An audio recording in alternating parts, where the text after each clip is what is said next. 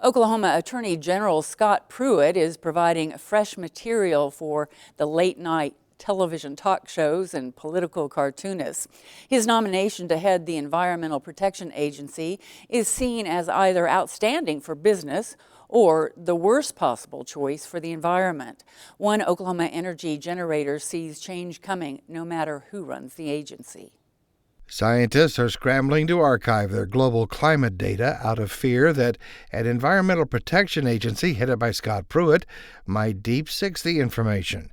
Meanwhile, Republican leaders think Pruitt's nomination means an end to overregulation of business and industry and will result in many new jobs. While exactly what it will mean if Scott Pruitt is confirmed as head of the EPA, no one knows for sure. It is becoming clear, though, that there are some things that won't change. There are laws the EPA has to follow, and even though Pruitt has made a career out of suing the agency at least 13 times, he has only succeeded in slowing down a few new regulations. Regulations that have been deemed legal, so that can't be removed just because Pruitt doesn't like them. And market forces are already at play, especially in the electric generation industry, which has been one of the EPA's prime targets for CO2 reduction to deal with climate change. David Osborne is general manager of the Oklahoma Municipal Power Authority, an electric generating state agency that serves 250,000 customers in 42 Oklahoma cities that own their own electrical distribution systems.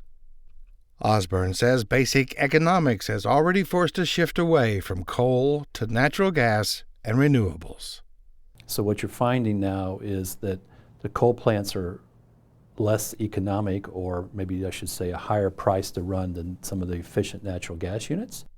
Which means coal-fired plants are also generating less pollution, which is the basic goal of the EPA's embattled Clean Power Plan. Whether the Clean Power Plan survives or not, the market forces is going to change the amount of CO2 emissions and emissions into the atmosphere. Osborne believes as long as natural gas stays in abundant supply and at low prices, the same goals will be met no matter what happens to the Clean Power Plan. It would also open further the opportunity for renewables.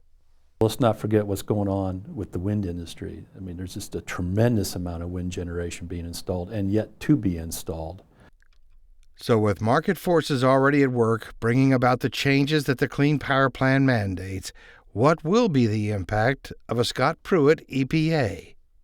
You're probably going to see an EPA that will really slow down its activities. The Clean Power Plan is already a final rule, and like so many other EPA rules, it will be up to the courts to decide if it goes into effect. Osborne says while he expects a Trump administration to produce less regulation as far as the electric generating industry is concerned, we as an industry already do so much in so many different areas, whether it's environmental or energy efficiency. You know, those trains have already left the station, and so I don't see it as a big problem. Again, we're not going to go back to the old ways. The impact of power generation on the environment may also be reduced by other factors. Osborne says electric usage, just like gasoline, is going down.